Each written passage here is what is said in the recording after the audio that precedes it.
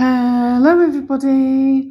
Today we've had high winds again. We've had 2 storms back to back and the winds were up again last night, all night after a day of rain. It's been very windy today. It's fairly cold and I am going to be making a corned beef hash. Now, corned beef hash was really popular during the Second World War. I'm using a mixture of leftover vegetables. So I've got potato, carrots, a bit of cauliflower, a bit of roast parsnip, and I'm going to cook it in a frying pan on the stove top. I don't have any dripping, which is what you might have had during the war. You would have saved any bacon fat because you didn't get a lot in your ration during the Second World War. You could use lard. I am going to use a little bit of olive oil and a small pat of my flavoured butter, and I think I'll probably go for my sumac butter. So it's not 100% authentic, but nonetheless I'm using leftovers. So it's not too far removed from an original recipe. And I have here 3 slices of Iceland corned beef. This needs using. There's 75 grams in this packet.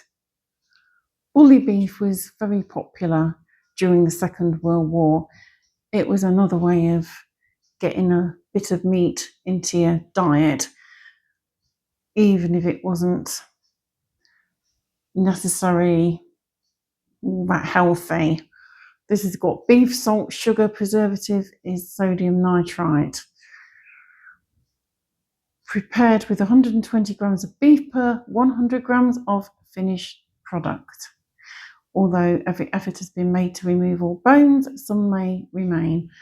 And again, it says not for the EU. I have no idea why they've started putting that on packaging on the back of products. It says origin of beef, Brazil. Produced in Brazil and packed in the UK for Iceland Foods Limited. The energy per 100 grams is 238 calories. Fat is 13.4 grams, of which saturates is 6.2 grams. Carbohydrate 11 grams, of which sugars are 1.1 gram. Fibre is 0.5 grams. Protein 27.8 grams and salt 1.6 grams.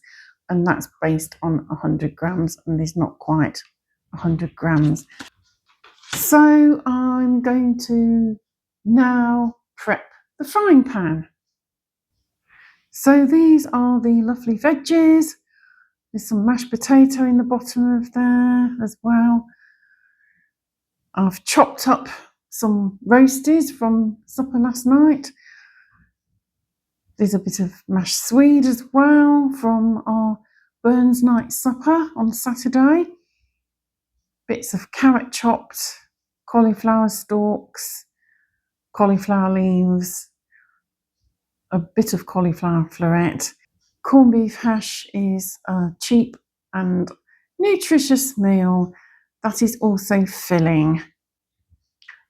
And I'm going to serve this with some leftover gravy and probably a dollop or 2 of brown sauce. I'll see how Dan likes this anyway tonight. Probably dripping would be a lot tastier because you've got some meat juices in there, but I'm sure the sumac butter will be welcomed greatly by Dan because he does like his spice. The oil and the little bit of butter have melted now, so I'm going to add all these lovely veggies. I'm just going to distribute them across the whole of the pan. I'll let those cook off for a few minutes and then we'll add the corned beef. And I'll put this lid on, and we're going to cook it on the stove top until it starts to form a nice crust on the bottom. Then I'll probably flip it over so it's nice and crusty on the top as well as the bottom. This will be cooking gently on the stove top for about 15 or 20 minutes. I haven't used a lot of cooking fat, so we don't want to blast it. This is a new pan, I don't want it sticking to the bottom of the pan. I'm going to put this corned beef in, as there's only 3 slices. There's only 75 grams. Each slice is approximately 25 grams. I'm just breaking it up with this wooden spatula, and I'll mix it all together. Turn it over gently.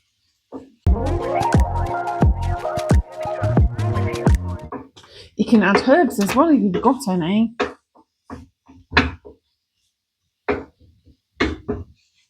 If you've got any left, remember that you could heat it up for lunch the next day, or you could have it the following day as a small side dish along whatever else you were eating. Waste not, want not. Dan often takes things like this in his food flask to work. And in this weather, he needs something hot for his lunch. I've done him a salad for tomorrow, but he's got some potato soup for his lunch tomorrow as well. There we go. I'll put the lid back on that, and we can leave that to do its thing for 5 or 10 minutes. I'm turning this over now. This has had about 8 minutes. You can see it's starting to go nice and brown and crispy. I just want to turn the underside over to give the top side a chance to brown off as well. That'll be ready in a few minutes. Doesn't that look good? So here we are. This is just about ready now. You see how lovely and brown it is on the bottom. So I'll get some of this on a plate for Dan, and then he can try it.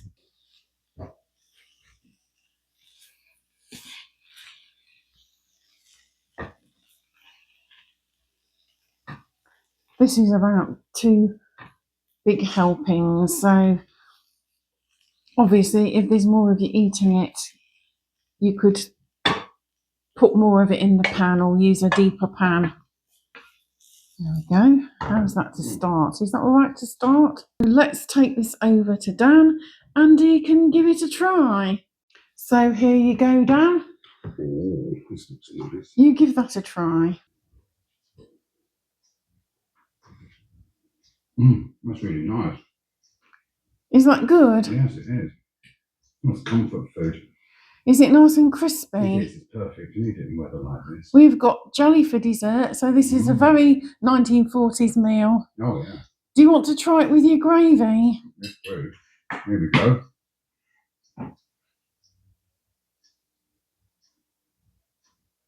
Let's try it with some gravy.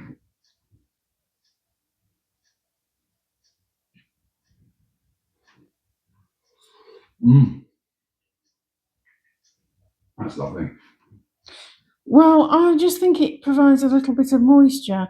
I mean, you could go for, say, pickle, or you could go for brown sauce or even red sauce. But I think that's more traditional, and you wouldn't have had so many fancy condiments in the 1940s. So what mark would you give me? Oh, full marks, I think, for that. That's really nice. You're really enjoying it? Yeah. Well, I'll let you get on with it then. You don't want it to get cold. So there we go. That is a 1940s corned beef hash made with leftover vegetables. And I will see you again soon for the next one. So until then, bye for now.